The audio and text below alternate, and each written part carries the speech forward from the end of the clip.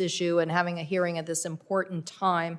As we enter the holiday season, consumers are purchasing these gifts and presents at record numbers, and we need to make sure that our safety is at the utmost level of scrutiny.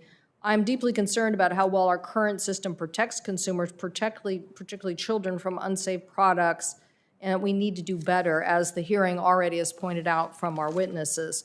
Recalls are important, but they are not always adequate. Too often, product recalls are not effective at getting dangerous products out of circulation. 4.5 years ago, the CPSC held a recall effectiveness workshop which highlighted the low effectiveness of recalls. This was then corroborated by a GAO report that issued a statement about faulty CPSC for not consistently assigning more recall checks to these high-risk recalls.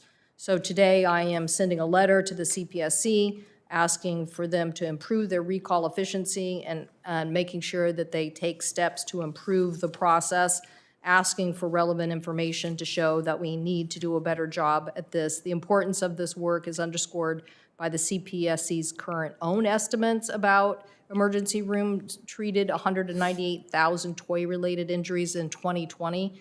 So in 2021, 13 toy products have been recalled by the CPSC so far due to high lead levels, risks of children's choking and on small parts, and other avoidable risks. So I wanted to ask you, Dr. Hoffman, what policy recommendations would you recommend to improve the CPSC's ability to ensure corrective actions?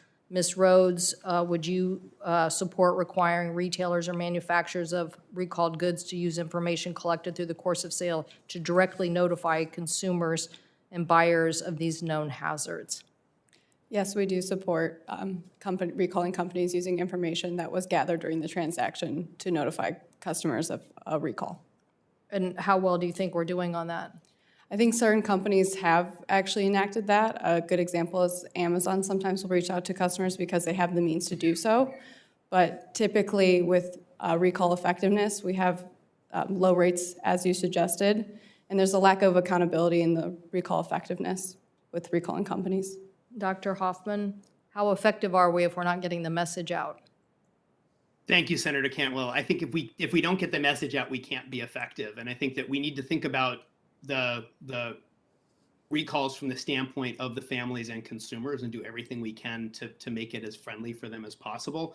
I think an example where we have had some success is in child passenger safety around car seats. There is, with every car seat that is sold, an opportunity to register it with the manufacturer, register the owner with the manufacturer so that they can proactively reach out. I think that has some benefit, although there still are a lot of barriers to getting those completed.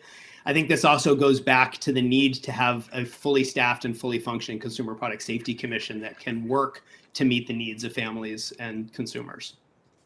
So getting Ms. Boyle appointed so that we can have an active and aggressive commission.